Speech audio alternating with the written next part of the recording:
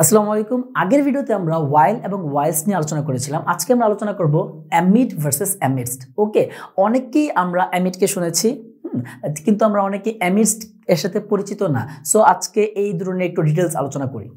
আচ্ছা, প্রথম কথা হচ্ছে অ্যামিড, এটা আবার কি? First of all it's a preposition. এটা মানে হচ্ছে মধ্যে, কোনো কিছুর মধ্যে। ওকে, আমি যদি একটা এক্সাম্পল দেখি, কি বলা হয়েছে? Farhan welcomed his optimism amid the crisis. Okay, যে ফারহান এই যে তার কি অপটিমিজমকে কি করলো? প্রশংসা করলো, কিন্তু কিসের মধ্যে? এই ক্রাইসিসের মধ্যে। ক্রাইসিস চলাকালীন অবস্থায় সে যে খুব আশাবাদী হয়েছে, হ্যাঁ, এটাকে ফারহান কি করলো? ওয়েলকাম করলো বা সংবর্ধনা জানালো। এই যে অ্যামিডটা এখানে কি হিসেবে ফাংশন করতেছে? As a preposition. Okay, as a preposition.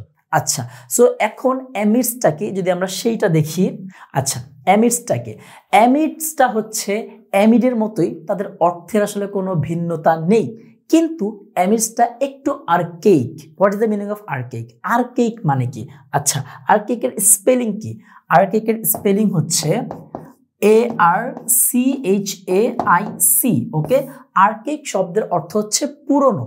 ওকে, অ্যামিডসটা হচ্ছে একটু আগের ভার্সন, একটু পুরনো। ওকে, আগে ব্যবহার করা হতো, কিন্তু এখন অতটা ব্যবহার করা হয় না, কিন্তু দেখা যায় তবুও অনেক পত্রিকায়, অনেক ম্যাগাজিনে, অনেক একাডেমিক রাইটিংয়ে অ্যামিডসটাকে ইউজ করতে দেখা যায়। ওকে, কিন্তু আমরা এটা জেনে ফেলেছি যে অ্যামিড এবং অ্যামিডসের মধ্যে কোনো অর্থগত পার্থক্য নেই। ওকে, দে আর কমপ্লিটলি সেম।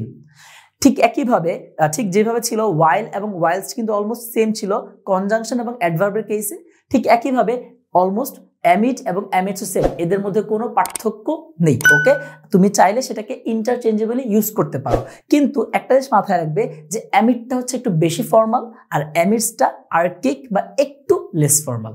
ওকে, আজকের জন্য এখানেই। এরকম আরো ভিডিও পেতে চাইলে প্লিজ ফলো আওয়ার পেজ। আল্লাহ হাফেজ।